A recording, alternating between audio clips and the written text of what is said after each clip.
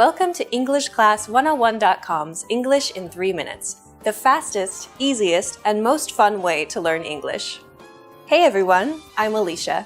In this series, we're going to learn some easy ways to ask and answer common questions in English. It's really useful, and it only takes 3 minutes.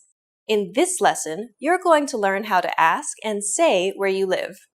Usually, someone will ask you where you live as a polite question after they've asked you your name, where you're from, and what you do for a living. They'll say, "So, where do you live?"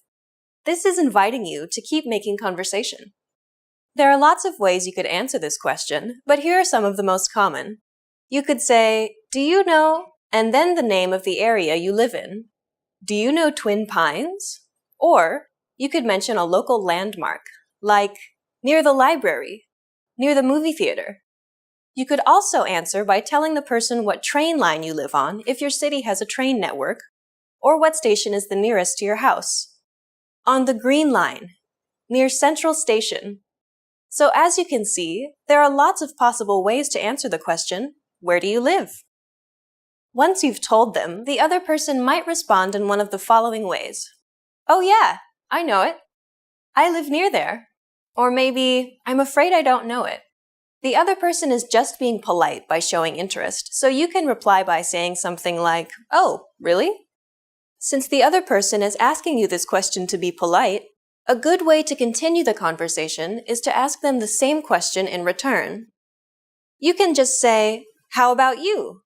Or, "Where do you live?" Put some stress on the you.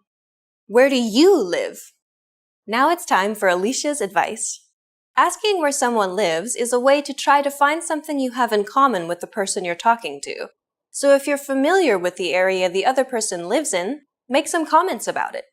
"That's a really nice area." Or, "The park there is really pretty." Anything is fine, as long as you don't say anything negative that could be taken as offensive, like, "That area has a high crime rate." Or, "I hear that area is really dangerous." Do you know how to ask which school someone goes to? Find out next time in the 8th English in 3 minutes lesson. See you next time!